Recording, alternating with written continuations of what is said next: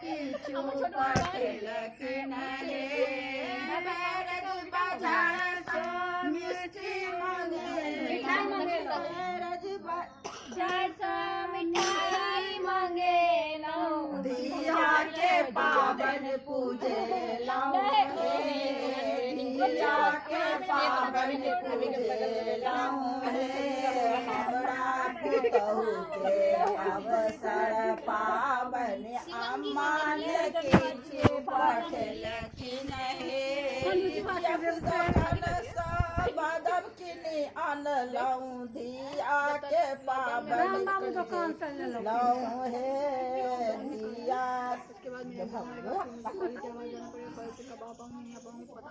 भोर के झाले नहीं है आज नवे सब नहीं अखन भोर के छपते नहीं भोर के छपते ए सब चुप अखन रह नहीं ना उसरते तखन करते पहले का था ओलिया हाथ का फूल लिया हाथ का जल लिया हाथ का जल आचरी ला लिया ओ जे बांध लो काल को ना पोटरी पोटरी डाली में भर का पानी ला देते खोआ चमाई बसा पर हो दे ओकरा लक कल जोर के बैस अच्छा ये तक ककड़ा धोते दिया रे का धो देते देवी पार्वती जी ने कहा, देवताओं के देवता जगत के पति शंकर भगवान प्रभास क्षेत्र में स्थित ब्रह्मा जी की प्रिया जो सावित्री देवी है, उनका चरित्र आप मुझसे कहिए।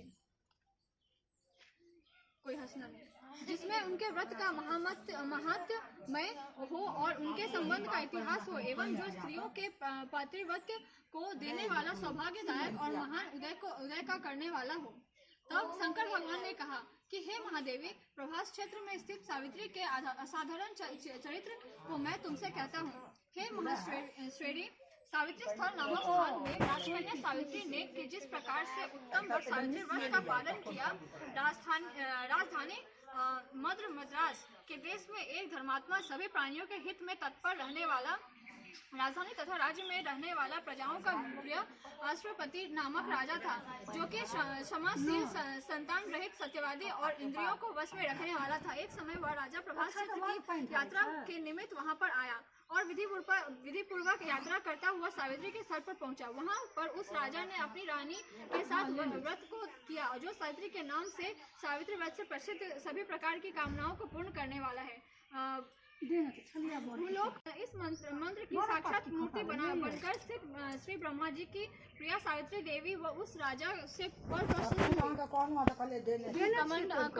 कमंडलों को धारण करने वाली वह सावित्री देवी दर्शन देने के बाद पुनः अदृश्य हो गई और बहुत दिनों बाद उसी राजा के यहाँ देवी के समान रूप वाली कन्या के रूप में उत्पन्न हुई। सावित्री की प्रसन्नता से प्राप्त तथा सावित्री की पूजा करने के बाद हुई। अतः राजा के ने ब्राह्मणों की आज्ञा से अपनी उस कन्या का नाम भी सावित्री रखा। वह राजकन्या सावित्री साक्षात शरीर धारण की हुई लक्ष्मी के समान शोभित होती हुई बढ़ने लगी और धीरे धीरे आडोंग वाली और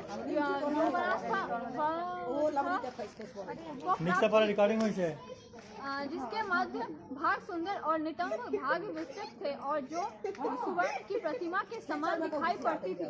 लोग उसे देखकर यही समझते थे कि यह कोई देवकन्या है।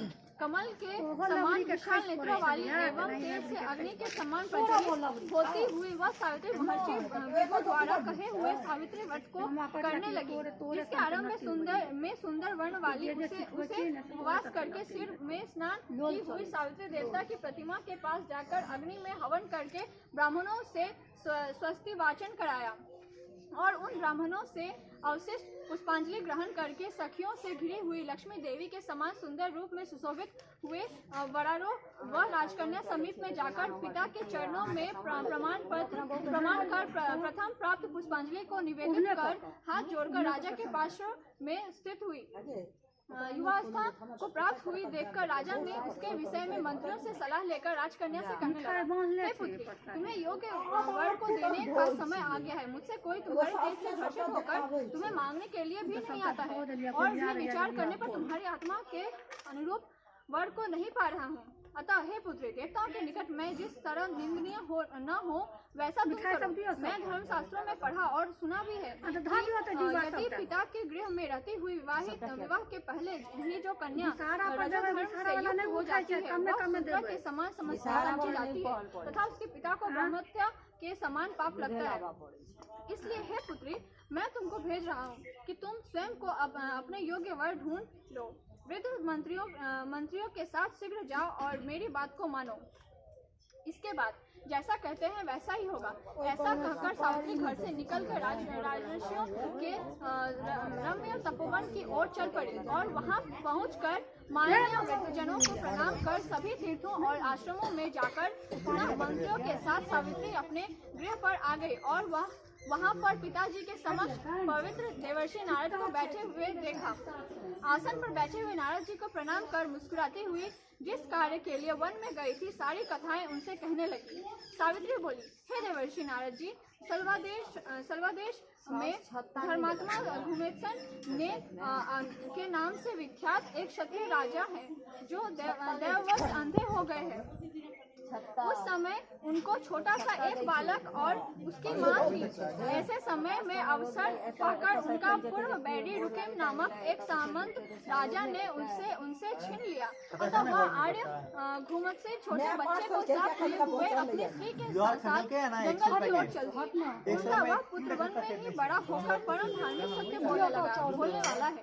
अतः अपने अनुरूप प्रति समक्ष कर मैंने उसे मन से वर्णन कर लिया है।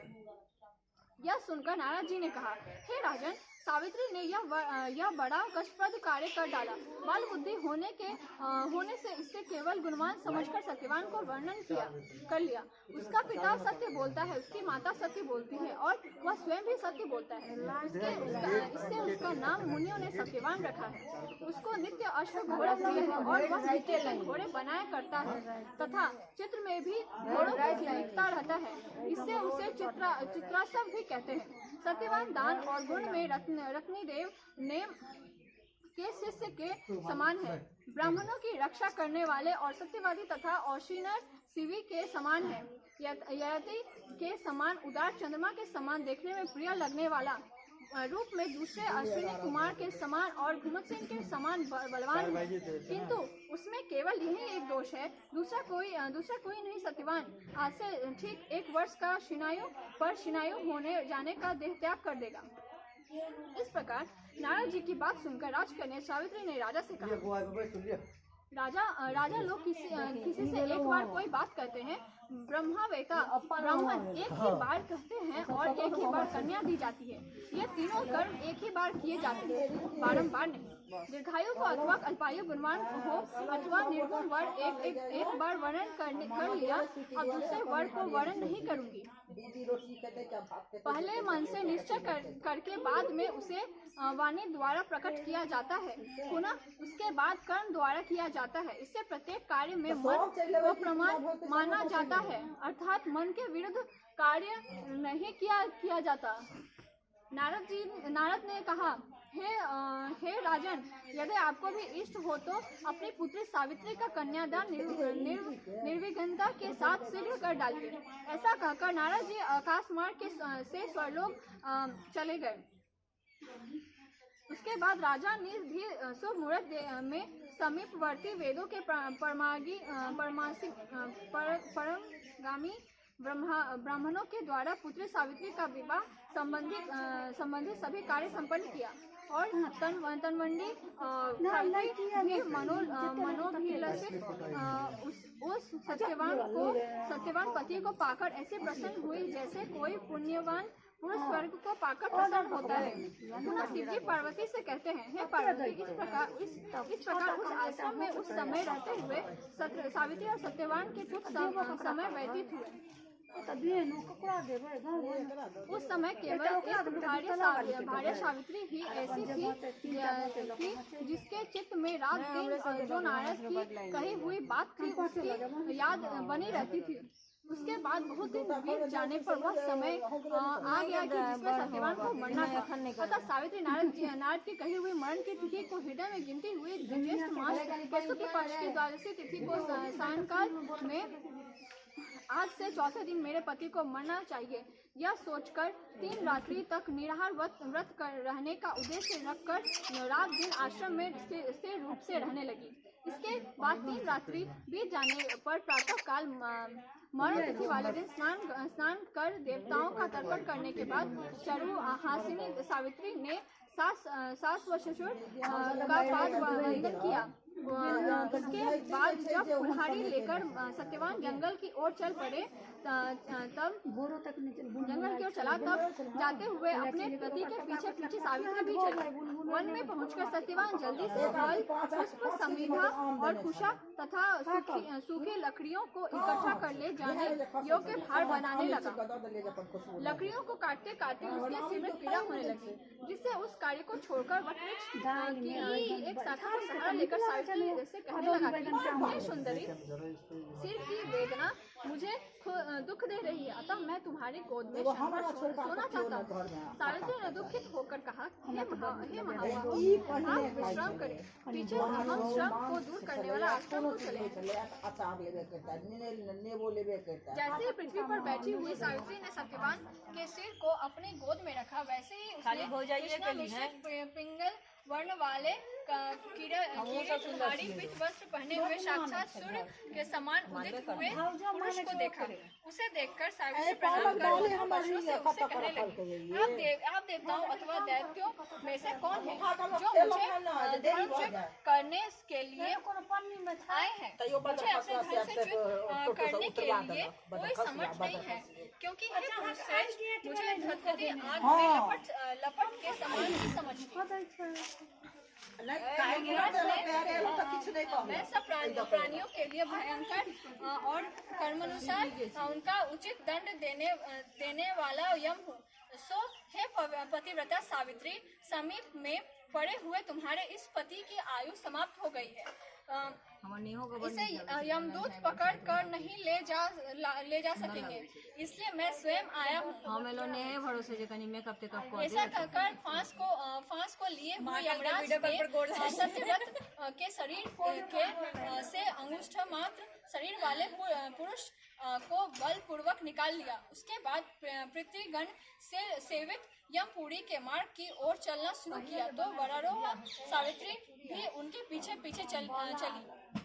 यम ने पतिव्रता होने के नाते चलने में थकती हुई उससे कहा, हे सावित्री, एक मुहूर्त हुआ तुम यहाँ तक मेरे साथ आ गई, अब लौट जाओ। हे विशाल नेत्रों वाली, कोई भी जीव बिना आयु समाप्त या हुए इस यमपुरी के मार्ग पर नहीं आ सकता। सावित्री ने कहा, आपके जैसे विशिष्ट पुरुष के साथ पति का अनुगमन करती हुई मुझे कभी भी शर्म या ग्लानि नहीं हो सकती। सज्जनों की गति एकमात्र सज्जन ही है, दूसरा नहीं। इसी प्रकार स्त्रियों की गति उनका पति, वर्णाश्रमों की गति वेद और शिष्यों की गति गुरु है। इस पृथ्वी तल में सब प्राणियों के लिए स्थान है, किंतु स्त्रियों के लिए तो एकमात्र पति को छोड़कर दूसरा कोई आश्रय नहीं है। इस प्रकार से धर्म तथा अर्थ से भरे हुए सुंदर मधुर अन्य वाक्यों से भी सूर्य पुत्र यमराज ने प्रश्न पर सावित्री से कहा, यह बात कही। यमराज ने कहा, हे भामिनी, मैं तुमसे प्रसन्न हूँ, तुम्हारा कल्याण हो, तुम मुझसे वर मांगो। उस सावित्री ने भी विनय से सिर झुकाकर अपने लिए राज्य पाने का वर मांगा और अपने महात्मा के लिए देखने की शक्ति पाने के साथ साथ पुनः राज्य प्राप्ति एवं अपने पिता के लिए 100 पुत्रों की तथा अपने लिए भी 100 पुत्रों की प्राप्ति के लिए वर मांगा तथा पति के लिए पुनर्जीवन एवं निरंतर धर्म की सिद्धि प्राप्त दिखेगा। इस प्रकार वह मांगने पर यमराज ने भी उसे अभिष्ट वर प्रदान कर वापस किया। उसके बाद सावित्री पति का जीवन दान प्राप्त कर प्रसन्नचित होती हुई अपने पति के साथ शांति से अपने आश्रम को चली गई।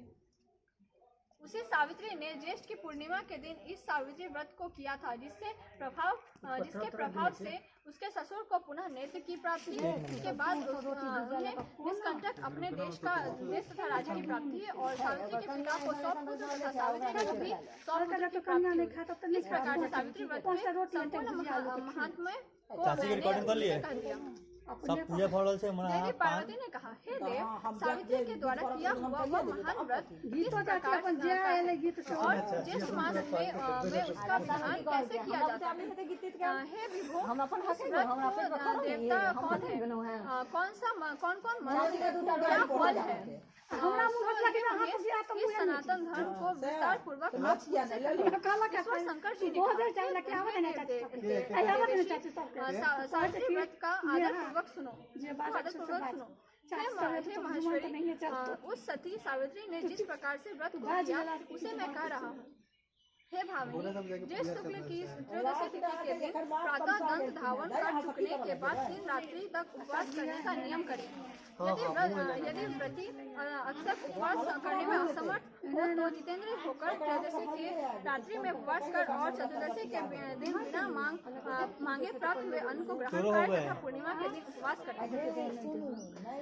शेष रोशनी प्रतिदिन तालाब, महानदी या झरना अथवा पांडु कूप में स्नान करने से सर्व स्नान का फल प्राप्त करते हैं। यशस्विनी, विशेष करके पूर्णिमा में सरसों और मृतिका मिश्रित जल से स्नान करना चाहिए। प्रस्थ अटने लायक पात्र में बालू भरकर अथवा यव सालीधानी आदि भरे। 2 वस्त्र के टुकड़ों से बांस की डालियों में सब अवयवों से सुशोभित सुवर्ण अथवा काष्ठ की बनी हुई सावित्री की प्रतिमा को रखकर उसमें सावित्री के लिए 2 रक्त वस्त्र की प्रतिमा के लिए सर्वश्रेष्ठ।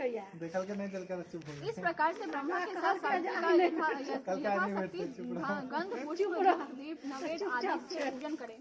पूर्ण तैयार हुए तरोई, कोरी, ककड़ी, नारियल, खजूर, कैंत, अनार, जामुन, जमरी, नींबू, नारंगी, अखरोट, कटहल, जीरा, काली मिर्च के टुकड़े, गुड़, सेंधा नमक एवं अंकुरित सप्त धान्य को बांस की बनी हुई डालियां में रखकर रेशमी वस्त्र से वेष्टित कर कुमकुम केशर के रंग से रंग देवे। इस प्रकार से ब्रह्मा जी की प्रिया सावित्री को स्थापना होती है। ब्रह्मा के साथ उस सावित्री का मंत्र के साथ पूजन करें। इतर पुराणों में यह मंत्र कहा हुआ है जिसके पूर्व में ओंकार यह वर्ण है। ऐसी वीणा और पुस्तक धारण करने वाली वेदों की जननी हे देवी, तुम्हें नमस्कार है। मुझे विधवा न होने का वरदान दो। इस प्रकार से विधिवत पूजन करने वहाँ पर रात्रि जागरण की विधि करावे। गाने बजाने के साथ नर नारी वृंद मिलकर नृत्य शास्त्र में विशारद के साथ नाचे और हंसी खुशी के साथ रात्रि व्यतीत करें। और सावित्री की कथा अच्छे ब्राह्मणों द्वारा गीत और रस के साथ प्रभात होने तक कहलावे। इस प्रकार से सावित्री का ब्रह्मा के साथ विवाह विधि संपन्न कर 7 द्विज दंपतियों को श्वेत वस्त्र पहनाकर सभी सामग्रियों से युक्त गृह दान देना चाहिए और वेद के ज्ञाता ब्राह्मण को सावित्री की प्रतिमा देवे। इसके बाद सावित्री कल जानने वाला सावित्री कथा के वाचक ज्योतिषी उच्च वृत्ति वाले खलिहान में बिखरे अन्न को बीन कर जीविका चलाने वाले दरिद्र अग्निहोत्र कर्म करने वाले ब्राह्मण को इस प्रकार विधि पूर्वक सावित्री प्रतिमा का दान दे। उसी पूर्णिमा की रात्रि में वट के नीचे हिंदी का किसी बात है 14 द्विज दंपतियों को निमंत्रित करें। उसके बाद प्रभात समय उषाकाल उपस्थित होने पर वक्ष भोजन और आदि सामग्री को सावित्री स्थल वट वृक्ष के नीचे ले आओ। बुद्धिमान जन पवित्रता के साथ पाक बनाकर उसको यत्नपूर्वक रक्षा करके गृहिणी निमंत्रित ब्राह्मणों को बुलाकर उस सावित्री के पूजन स्थल में उनका पैर धोकर उन सबों को बैठावे। हे देवी, सावित्री के समक्ष उन द्विज दंपतियों को भोजन करावे। इस संसार में उन सबों को भोजन कराना मानो मुझे भोजन कराना हो जाता है। इसमें कोई संदेह नहीं है। जो दूसरी बार सावित्री के समक्ष द्विज दंपतियों को भोजन कराता है वह मानो केशव भगवान को भोजन कराता है। जिससे प्रश्न होकर वे देने वाले भगवान विष्णु उसे अभिष्ट वर देते हैं। तीसरी बार भोजन कराने पर सावित्री के सहित ब्रह्मा जी का भोजन कराना हो जाता है। वहाँ एक बार भोजन कराना कोटि बार भोजन कराने के समान समझा जाता है। हे महादेवी, सावित्री के पूजन स्थल वट के नीचे 16 प्रकार के शतरस भोजन बनाकर देवी सावित्री के समस्त बीच दंपतियों को खिलाने से उनके कुल में कोई स्त्री न विधवा न बंध्या न अभागिनी न कन्या मात्र को पैदा करने वाली तथा न पति को अप्रिय लगने वाली होती है। और असत्य आदि नारियों के प्रसिद्ध दोष कभी उसके कुल की स्त्रियों में नहीं होता है। इसलिए हे देवी, विशेष यत्न के साथ सावित्री देवी के आगे कड़वा तीता रस से रहित ही भोजन देना चाहिए। इस समय स्त्रियों को अमल, खट्टा और सार पदार्थ युक्त भोजन कभी नहीं कराना चाहिए, बल्कि 5 प्रकार के मधुर, हृदय को प्रिय लगने वाला तथा सुंदर रीति के पकाए हुए अन्न का ही भोजन करना चाहिए। घृत से पूर्ण और अधिक दूध में पड़े हुए पुए बनावे और दूसरे पुए ऐसे बनावे जो वर्ती के रूप में शोक हरने से अशोक वर्तिका नाम से प्रसिद्ध है। तीसरे पुए खजूर के बने हुए होने चाहिए। चौथे गुड़ और घृत से युक्त संयम के रूप में होने चाहिए। जो स्त्री इन सबों को दान करती वह स्वयं को खाती है। वह पुरुष के लिए आह्लादकारिणी एवं स्त्रियों के लिए अत्यंत प्यारी, धन धान्य तथा बड़े कुटुंब वाली होती है। कुओं के दान से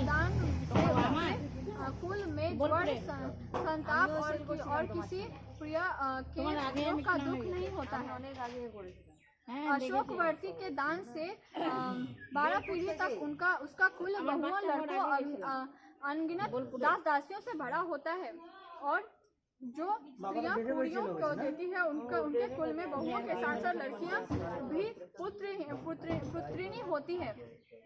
शिखरणी का दान करने वाले युवतियों को उक्त सभी फल प्राप्त होते हैं, इसमें कोई संदेह नहीं। मोदकों के दान से उसका संपूर्ण कुल सर्व प्रकार की सिद्धियों से भरा पूरा रहता है, ऐसा पितामह ब्रह्मा जी का वचन। हे देवी, 8 वर्ष की गौरी को भोजन कराने से यह विशिष्ट फल होता है कि वह जन्म में सौभाग्य वाली पुत्रिनी, पतिव्रता, धन की वृद्धि से सुशोभित, शास्त्रों को भोजन कराने वाली होती है। मुख्य पान जो हृदय को प्रिय लगने वाले और मधुर हो, जैसे द्राक्षापन, गुड़ से युक्त इमली का पान, खांड से बने हुए मीठे शरबत। इसके अतिरिक्त अन्य जो भी योग्य वन सुगंधित पान हो उन्हें उन दंपतियों को देना चाहिए। मुस्तफा कॉम्प्लेक्स के सामने विधि पूर्वक पूजन करके उन दंपतियों को वस्त्र आदि पहनाकर कुमकुम आदि सुगंधित वस्तु का लेप शरीर में लगाकर फूल माला से अलंकृत कर गंध धूप से पूजन करके अंत में नारियल देना चाहिए। और उन द्विज दंपतियों के आंखों में अंजन और मस्तक में सिंदूर लगाकर मनोहर सुवासित और कोमल सुपारियों को पात्र में रखकर उनके हाथ में देने के बाद प्रणाम कर उनका विसर्जन कर दें। अंत में इस कृत्य से निवृत्त होकर बंधु एवं बालकों के साथ स्वयं भोजन करें। यदि पूजन स्थल में भोजन ना कर सके तो घर जाकर भोजन करना चाहिए, जिससे देवी प्रसन्न हो। इसी प्रकार से अपने घर आकर पिंडदान पूर्वक पितरों का सविधि श्राद्ध करना चाहिए। ऐसा करने से उनके पितृगण ब्रह्मा के दिन तक संतुष्ट बने रहते हैं। तीर्थ से 8 गुना पुण्य अपने घर में दान देने से होता है, क्योंकि द्विजातियों द्वारा किए हुए श्राद्ध को नीच नहीं देख पाते। अतः एकांत गृह में गुप्त रूप से पितरों का श्राद्ध करना उचित होता है। नीचे के देखने मात्र से वह श्राद्ध हो जाने से पितरों को प्राप्त नहीं हो पाता है। इसलिए जहाँ तक हो सके प्रत्यय पूर्वक श्राद्ध को गुप्त रूप से करना चाहिए। चाहिए, क्योंकि पितरों को शिक्षा देने वाले ऐसे ही श्राद्ध को ब्रह्मा जी ने स्वयं बताया। पूर्वोक्त गौरी का भोजन कराना आदि को क्रियाएं हैं, वे उत्सर्ग कहलाती हैं और मनुष्य को मुक्ति प्रदान करने वाली होने से राजसी कही जाती है। अपना हित चाहने वाले व्यक्तियों को कहे हुए ये दान सदा देनी चाहिए। यदि सात्विक फल की चाह है तो श्राद्ध में विशेष रूप में इस प्रकार के दान देना चाहिए जैसे उनकी ऊपर कहा आए हैं।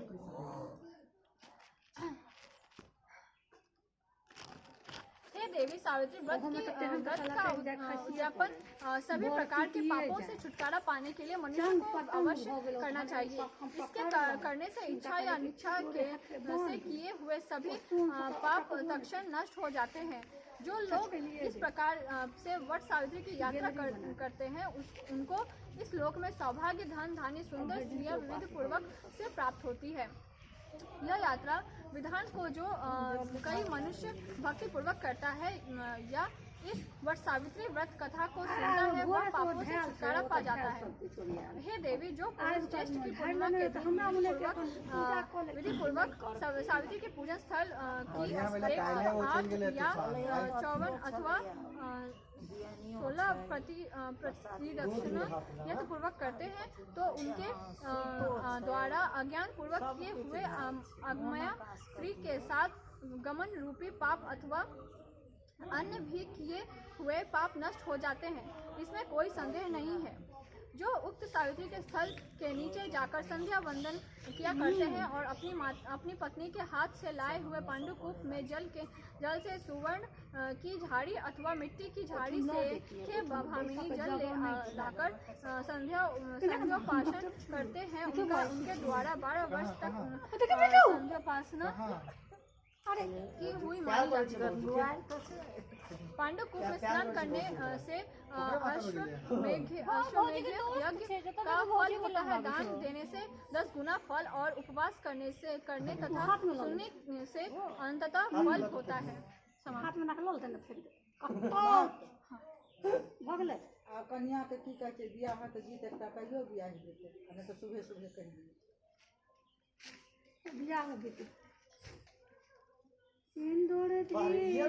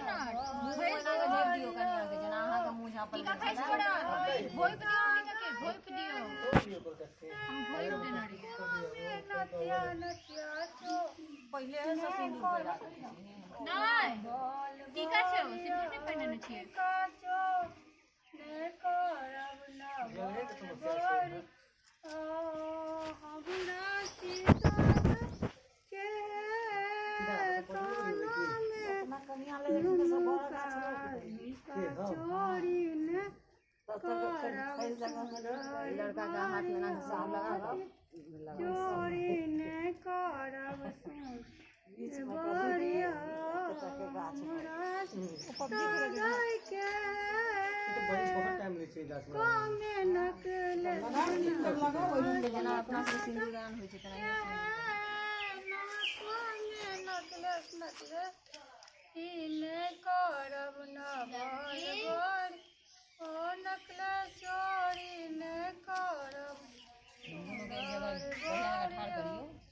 बड़ कन्या छियै जेना अपने ठाढ़ भेल छलियै।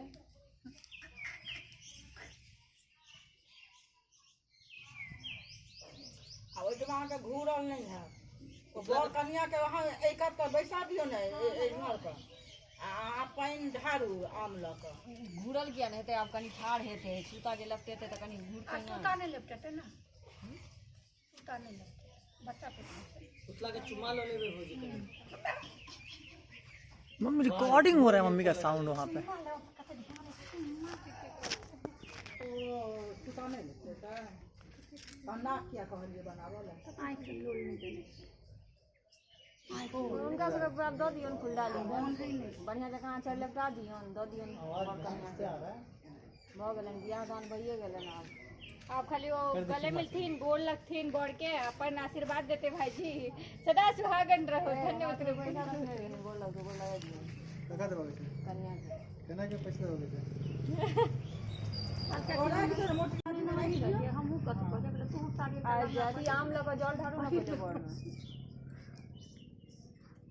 हमरा भौजी कहै छला मांग टीका लगा लिए लहंगा पहन लिए बाबू हां कनी निहुर जाओ आँचर पर लॉक है ना ई पर ठेका काम के तक अपन डाला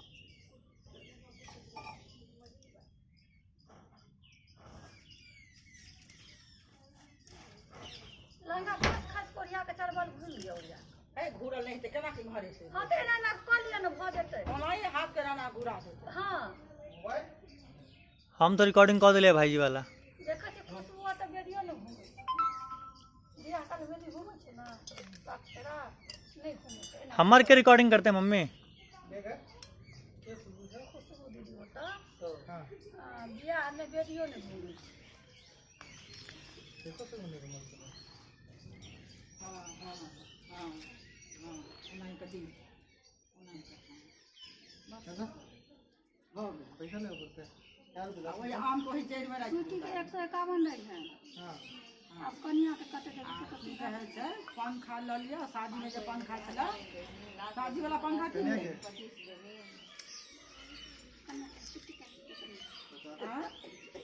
शादी वाला पंखा की है शादी वाला पंखा की के लिए अरे जमा से हो गया रे हां एगो दियो ने एगो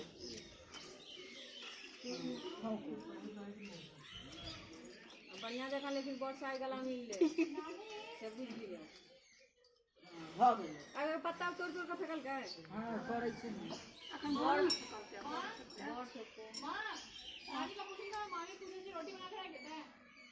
रोटी हम नहीं खेबे अब मां रोटी खेबी हां कखन खेबै जे 3 बजे चल हां मकई बना के रख दे एक महीना बाद ई करू ने देखियो पत्ता के ना के पकड़ लिया देखियो पत्ता की रमेश भाई जी कन्या के तो आई बार भेल थे ना पहला बार पत्ता पकड़ू एक रमेश भाई जी कन्या के छोड़ दियो ना दूसर बाल छे गेला हां पत्ता पकड़ू एक केना के बोल छी दोनों काम बढ़िया जगह मिलू मोन से आचार लगा गोर लाग गया गाछ के आँचरो लगे हवा को दियो ठंडाल रहता नहीं हमर घर ठंडा ले मगर सबसे एक बार वापस कर देना आ गौरव अथी के की कहे छै विषहारा के नहीं खाली गौर वाला नवेद जे है से उसरे दिए तकर बाद इमहर सबटा के उसरे दिए कौन सा कथा सुन देते तू सब एखने में चल गई ना एखने रूम में फिर चल के जाबी कनी काल रही से देते एखन अथी संग बचते सब कर लियो कनी काल गाँव में टाइम छै होते होते 3 बज जेते 3 साढ़े 3 बज जेते 4-5 बजे आराम से जा खा हमरे 4-5 बजे की हमरा लाग गेल छै पिड़किया बने ने हाथ से नहीं से वाला नहीं छै पन्नी खोजे छलिए या बसक रूम में जावला गाड़ी के क्या हो गई खराब हो गया क्या गाड़ी गाड़ी गाड़ी पैजामा का तेरा सब पापा के गैरेज काम के पता है पैजामा था गैरेज मतलब ठीक करने अच्छा ट्रंक में झोरा रखे छै त हम गोर लागू अनजान सिनम मार करब कौन झोड़ा में झोरा में ट्रंक ये दूसरा वाला ब्लाउज वाला बेबी के बेटी है आ वो हुनकर बेटी बीबी दीदी सब आयल छै हमरे इमर आयल छै घुमल अरे बौआ कनिया से गेले ना बौआ के देखला गेले ना ई आटे की गेले का 4 दिन छुट्टी चले स्कूल के सर बढ़िया से किया दीदी सब चल गेले त अब तो लॉकडाउन भले त अब एखन का दे देबै त केना करबै ना ठीके छै कि करते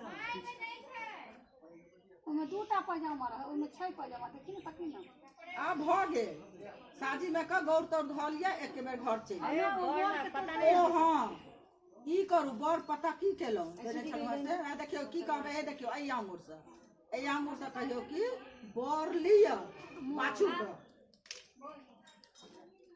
पाछा देबै बर नीचा आगा ले मोर हां आई हाथे तोड़ू आई हाथे तोड़ू आई हाथ पे लिया ना हां बोर लिया देखो पाछू का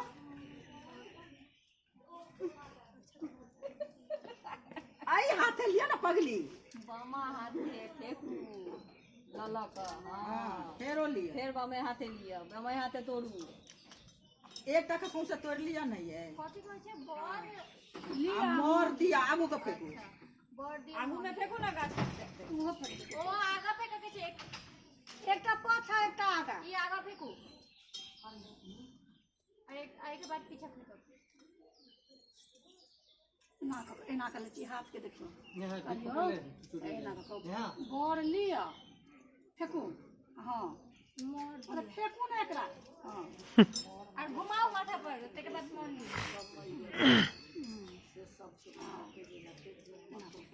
मोर दिया उनाही का काका अब मोर दिया मोर बोर लिया मोर दिया बोर लिया मोर दिया हाँ बढ़ लिया पीछा ओ मोर लिया फेंकू पाछा मोर दिया हाँ आगा हां तकरा मन रे हां सावित्री के तो ही नहीं तो होते छै कि मरल आदमी के ओ बोर लिया मोर दिया आगा फेंकू हाँ मोरे जिंदा भ जाइ छै फेरो बोर ल लेने रही ने फिर लौटा देलकै तऽ वएह कहै छै बोर लिया मोर दिया उसका हस्बैंड पहले बॉल ले गया था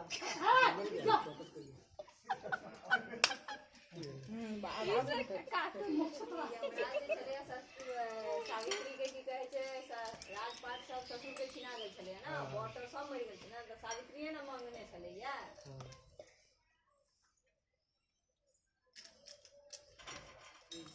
जैसे बेहुला लतन से मांगने गए थे वैसे बॉर के बीचते बॉर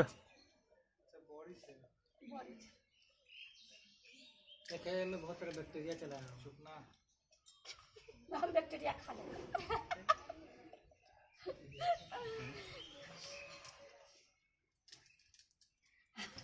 जे छै से छै अनुज आर नेहा आर चिंटू खंड व्रत रोटी तरकारी बिटुआ 5टा रोटी खेले छै हम तो कहियो नहीं खाइ छै हम हर बार व्रत होबो के बादे और हम ई जे खंड हमर व्रत छै कि हम ई खंड बर हेतै हमर बड़ नीक हेतै ताई और हमरा नीक लागे और हम गंदा खाना बनल करिया भगले त हम खेबै और गोर लागे होतै ना ओमे नमक डाल के आइ लोटा पानि भरि दै तऽ भौजी लऽ जेतै घरमे पानि लोटा पानि भरने आत ले खेमे छतु सब हम नहीं खेते चक्कर अबैया लेकिन छुट्टी से केलहुँ हन भोर सब चक्कर नहि छुटि गेलियै आदे से कनिको करै छै चक्कर अबैया एगो अथी दियो ना नवेद सब उठा लेते वही थारी में नवेद सब उठा ले सब तऽ थारीमे धऽ लिअ हाँ धरू ओहि थारीमे धरू ने नवेद सब खाली गौरवला धऽ लिअ साजीमे प्लेट दियो ना ये साजी में भाभी आलता नहीं लगाई ना आल तो लगा दे बच्चा ছেলে বলছে আমি করব মেয়ে বলছে আমি করব আমাকে লাগাতেই দিল না हैं খুব কষ্ট করে এর পরীক্ষা লাগিয়েছি তাও লাগাতে পারিনি एक बात बताइए लड़का लड़की को लगाते हो तो लड़का बोलता है मुझे लगाओ हैं मैं बैठी है ना तो एक चूली लेकर बैठ गया और एक बटन लेकर बैठ गया मेरे को पहना लो लिए लिए भौजी लियो झूला बानिয়ে দিয়েছেন दोनों বাচ্চাগুলো ওখানে ঝুলে না हाँ दोलना बनिए झूला नहीं दोलना बोलते हैं दाई भौजी के नवेद झटतो लिए नवेद धरो एमे ये खीर पोड़ के रखने छियै एगो थारी में गदा कोई कनी एगो अंदर और थारी धर अगला तो खाला से पानी भरे कौन लड़का तो घर है दोनों एक ही मेडिसिन सब ब्रांड अलग अलग है एक लुपिन में आता है एक और ये वाला नवेद सब उठा लिया ना थारी में का विसारा के चाय तहन छोड़ दियो अथी में धऽ दियौ बड़ तोड़ में धऽ दियौ आम खा लिअ बिसारा के न ओ लो जाओ वहां अपने खा ले वो ककरो नहीं देबे कहले वहां अपने ठीक है ना ओ कैसे भट में कोई पाते पर में रख दियो ना वो गंगा में का सबटा उठा के पानी में एक बार वो आम सबको दिखा दो तो कोई है ऐसा बिल्कुल लोग जो खा जाता है हमको पता नहीं गौर में गौर भाषावा पड़त तो आवाज न्यूज़ पेपर भरोसा न्यूज़ गलती मार लेगा वो बियन सब हमरा सके दे जगह जगह पहिने बेंदे तखन सब मायो खाइ छै बेंदे एकदम भाभी के दही नहीं वाह लिया देखो बेचारा को भूख ही लगी है। नहीं नहीं भऽ गेलै अब तो उठ जेतै देखो प्यास भी लगी है। उठो माँ गो माँ ए कनिया अहाँ से बेसी हमरा दर्द कष्ट भेला लाइट आ गया।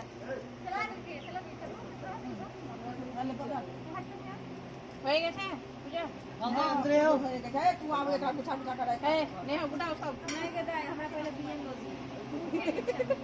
उठाओ उठाओ भौजी को उठाओ हाथ में लिया ना हाथ में लिया ना ये हाथ में लगा देते ना नहीं अंदर आओ उठो लगा जाओ आओ ये ना करना था अंदर आओ ना बैठो अंदर हां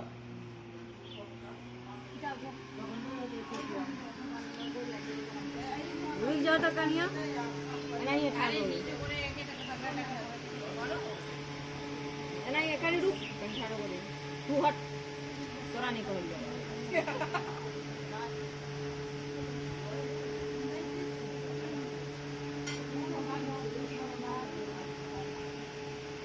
सब टिकटॉक किया सब ना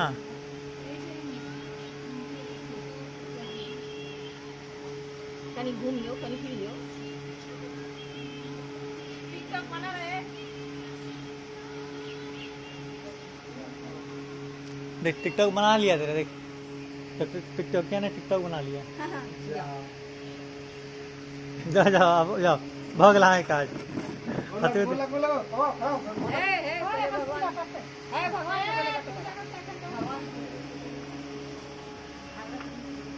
हट हट हट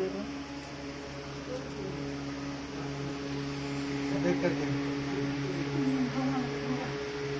हाँ हम नहीं छिड़ जाता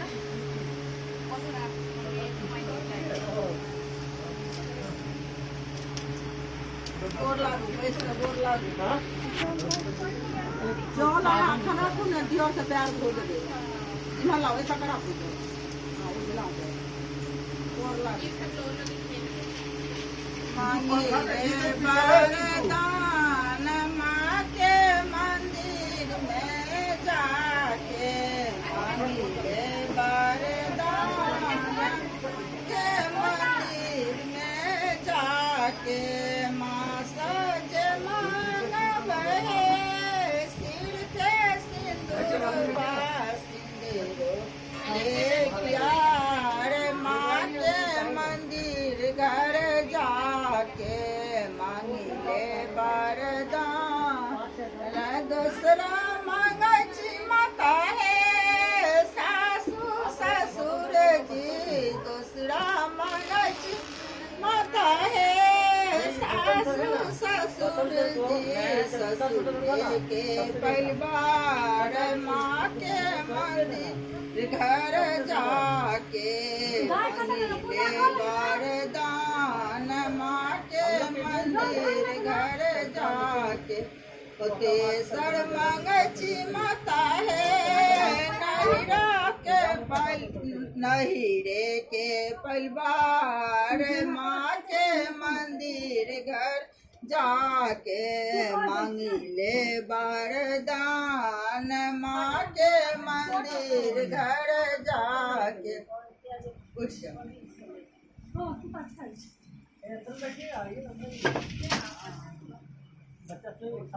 लक जाओ एगो कोनो दियो के पैर धो के आबू खोइछ राख दियो अरे पाछा में क्या पैर धो देतो पाछा में तेरा आई तुम धो के तेरा ए कर पाते तू अनुजवा के ए अनुज का वो से तो जाई के बाहर जा बाहर जा आई तुम धो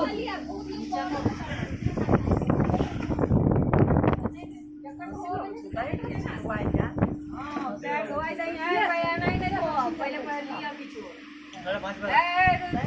पहले ला लिया वो पूछे जगह नहीं बेटा वाला थे ठीक से जूम करके ठीक है पैर धो गया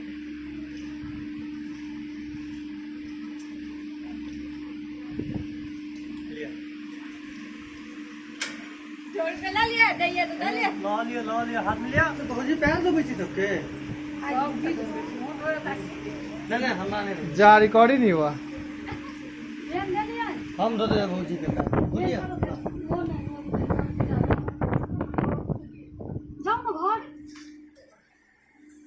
और सावित्री पूजा की समाप्ति यहाँ तक।